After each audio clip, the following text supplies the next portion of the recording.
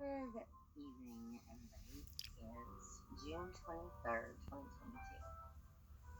2023. Why did I say 2022? I have no idea why I just said that. Okay, so this is the latest on that. It's totally different way I just looked it up.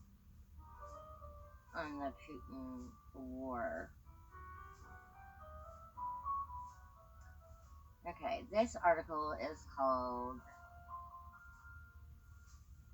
The Ugly Personal Feud Between Russia's Defense Ministry and Putin's chef has roots in the battle for Bakhmut.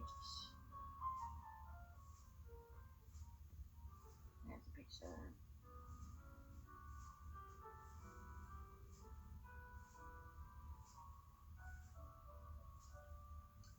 Russia's capture of Bakhmut in May ended the longest battle of the war, marking a victory for Yevgeny Prigozhin, the founder of the Wagner paramilitary group. For Mr. Prigozhin, whose mercenaries led the assault on Bakhmut, capturing the eastern Ukrainian city appeared to be a personal obsession. One facet of the battle's legacy will be the public feud is set off between him, the man once known as Putin's chef, and the Russian Defense Ministry. Mr. Prigozhin is a businessman who amassed his wealth partly through securing catering contracts from the Kremlin, resulting in the chef moniker. His Wagner mercenary force has exerted influence on behalf of Moscow in Syria, Libya, the Central African Republic, Sudan, Mali, and Mozambique, and it is now a crucial force fighting on Russia's behalf in Ukraine. Though Mr. Prigozhin publicly acknowledged his connection to Wagner only last September, since then he has built an aggressive social media presence, portraying himself and his forces as more ruthless and effective fighters than the Russian military, and denouncing Moscow's defense bureaucracy, all while maintaining a close alliance with President Vladimir V. Putin. Mr. Prigozhin's pointed accusations about the competency of the Russian Defense Ministry, paired with his fighters' advances in the grinding battle for Bakhmut, transformed him from a once secretive figure into a political power player on the public stage. The discord between Mr. Prigozhin and the Russian defense officials became more exposed as the first anniversary of the war approached in February of this year. At that time, Mr. Prigozhin's mercenary group was losing its ability to replenish its ranks. His troops' sheer numbers, bolstered by prison inmates personally recruited by Mr. Prigozhin, had enabled Wagner's repeated costly offensive in Bakhmut.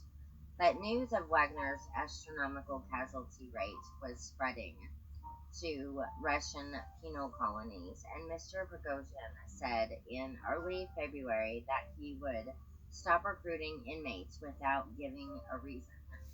Not long afterward, he took aim at figures near the very top of Russia's command structure, accusing the defense minister and the country's most senior general of treason in vitriolic, profanity-laden audio messages on social media.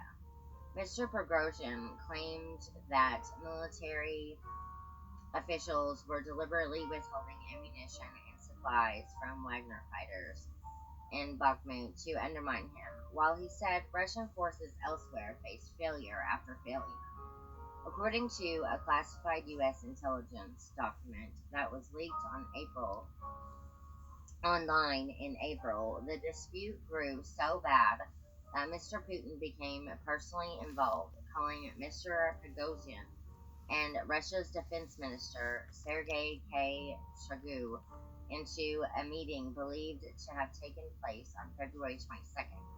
The meeting almost certainly concerned, at least in part, Prigozhin's public accusations and resulting tension with Shoigu. The document says, using an alternative transliteration of the minister's name, the public intensity of the dispute fluctuated over time. Mr. Prigozhin eventually said his fighters in Bakhmut had received the ammunition they needed, and in April, Russia's defense ministry made a rare acknowledgement of their cooperation, saying that Russian paratrooper units were covering Wagner's flanks in the western part of the city. But over the course of 3 weeks in May, Mr. Prigozhin issued a series of inflammatory statements. He said accused Russia's military bureaucracy of starving Wagner forces of the ammunition they needed to fully capture Bakhmut, this time threatening to withdraw them from the city on May 10th. He appeared to backtrack 2 days later, as he had done before. Dissatisfactory promises of more arms.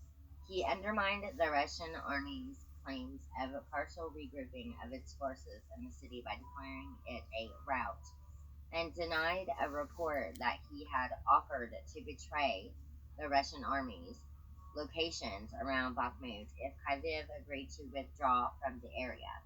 In late May, he declared that Bakhmut was fully under Wagner control.